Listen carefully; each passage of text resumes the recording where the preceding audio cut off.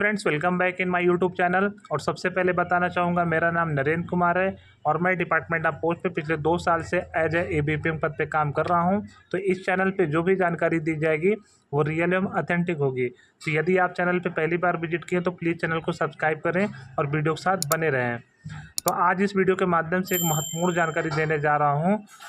जैसा कि आप देख पा रहे हैं कि एक ऑफिशियल नोटिफिकेशन है जो इंडिया पोस्ट पेमेंट बैंक की तरफ से जारी किया गया था और ये उन जीडीएस भाइयों के लिए था जो इंडिया पोस्ट पेमेंट बैंक में एज ए एग्जीक्यूटिव के पद पे काम करना चाह रहे थे। तो उनके लिए एक नोटिफिकेशन निकली थी जिसमें 348 कैंडिडेट का चयन होना है और ये जीडीएस से ही सिलेक्ट होंगे। कहने का मतलब इसमें अदर कोई कैंडिडेट फॉर्म नहीं भर पाएगा, सिर्फ जीडीएस ही भर पाएंगे। तो ऐसे जीडीएस जो ग्रेजुएट हैं और उनके ग्रेजुएशन में अच्छे मार्क्स हैं, मेरिट के आधार पे इस पे चयन होना है, तो उनके लिए ये वैकेंसी निकली थी। तो इसको फॉर्म भरने के लिए जो ज़रूरी दस्तावेज हैं कौन कौन से लगने वाले हैं, तो आज हम इसके बारे में डिटेल से सीखेंगे। जैसा कि आप देख पा रहे हैं कि engagement of Gramin Dak Sevak from the department of post to the IPP as a executive, तो इसके लिए एक नोटिफिकेशन रिलीज कर दिया गया था। और जैसे कि पता है कि ये ऑल ओवर इंडिया के लिए निकली थी वैकेंसी, जिसमें 348 पदों के लिए चयन होना था, जिसमें 9 तारीख से एप्लीकेशन रजिस्ट्रेशन डेट शुरू हो गया था और लास्ट डेट इसकी 29 तारीख थी। टोटल जो वैकेंसी थी वो 348 थी, जैसा कि आप नोटिफिकेशन में देख पा रहे हैं। और कहाँ कहाँ पोस्टिंग होनी ये सारी डिटेल दिया हुआ है कि किस सर्कल में कितनी सीटें, जैसे आंध्र प्रदेश में 8 हैं, असम में 12 हैं, तो इसी प्रकार सारे सर्किल का भी इसमें दिया गया है। अब देखिए, एज लिमिट इसमें बताया गया था कि अगर 20 साल से और 35 साल के बीच में आपकी एज है तो आप इसमें फॉर्म भर सकते हैं। सैलरी के स्ट्रक्चर हम पहले ही बता चुके हैं। तो अब हम देखते हैं जो इस फॉर्म को भरने के लिए जो ज़रूरी दस्तावेज है वो आपका फ़ोटो होना चाहिए। फ़ोटो आपका पासपोर्ट साइज़ में होना चाहिए और 10 KB से 20 KB के बीच में होना चाहिए, जैसे कि इसमें बताया गया है। आपका सिग्नेचर भी स्कैन करके अपलोड करना पड़ेगा। जो सबसे इम्पोर्टेंट दस्तावेज है वो एनओसी। तो आज हम एनओसी के बारे में डिटेल सीखेंगे, क्योंकि ग्रेजुएशन की मार्कशीट आपके पास मिल जाएगी, उसको भी पीडीएफ बना करके अपलोड करना है। लेकिन उन्हें एनओसी कहाँ से मिलेगी, एनओसी कैसे आप अप्लाई करेंगे, तो वो सारी चीज़ें हम आपको बताते हैं। तो सबसे पहले मैं दिखाना चाहूँगा कि एनओसी का जो फॉर्मेट है वो फॉर्मेट किस तरीके का है। आप देख पा रहे हैं ये एक एनओसी का फॉर्मेट है। इस पे लिखा है no objection certificate by the present employer organisation.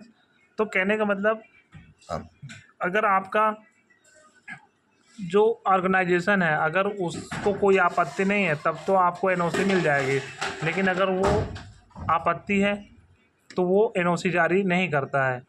तो एनओसी का मतलब ये है नॉन ऑब्जेक्शन सर्टिफिकेट।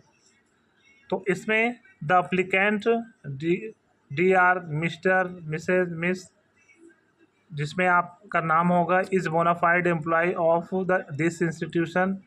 तो कहने का मतलब ये फॉर्मेट में जो आपके सब डिविजनल हेड होते हैं, जैसे कि अगर सब डिविजनल हेड हैं तो वो इंस्पेक्टर सर होते हैं। उसके बाद अगर सदर हैं तो ASP होते हैं। और अगर आप DPM हैं तो आपके लिए जो डिविजनल हेड होते हैं SPO सर, वो इसको जारी करेंगे। तो इस फॉर्मेट में आपकी डिटेल भरी जाएगी और वो अप्रूव करके देंगे कि ये कैंडिडेट या एम्प्लॉय हमारे संस्था में काम कर रहे हैं, और इसी को आप अपलोड करेंगे। तो ये फॉर्मेट आपको कहाँ से मिलेगा, उसको आप गूगल में सर्च कर लीजिएगा, या इसको हम लिंक आपको डिस्क्रिप्शन बॉक्स में छोड़ देंगे, आप वहाँ से डाउनलोड कर सकते हैं। तो अब देखिए कैसे आप इसमें अप्लाई करेंगे। तो सबसे पहले आपको हम ले चलेंगे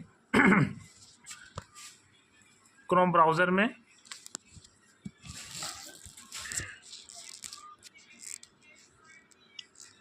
क्रोम ब्राउज़र में जा करके आपको वहीं पे आपको सर्च करना है DOPIT 2.0, DOPIT 2.0। इसमें आपको पहले लिंक पे लॉगिन कर लेना है, अपना एम्प्लॉय आईडी डालना है। साइन अप करने के लिए 2 तरीके आते हैं, ऑथेंटिकेशन ऐप TOTP और OTP से। तो OTP से आप आगे बढ़ जाए, OTP आएगा, OTP आपको फिल कर लेना है 950172 950172।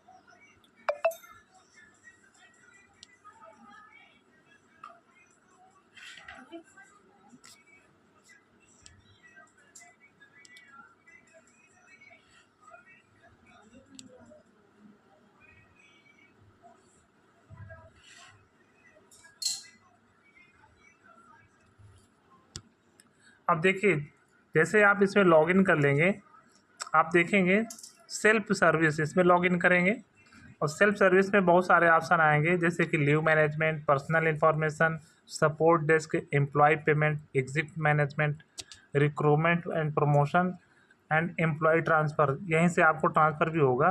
तो आपको सेकंड वाले में जाना है जहाँ पे पर्सनल इन्फॉर्मेशन है। इसको जब टच करेंगे आप देखेंगे इस पर भी कई सारे ऑप्शन आ रहे हैं, employ profile view, annual immovable property, return, graduation list sorry, no objection certificate.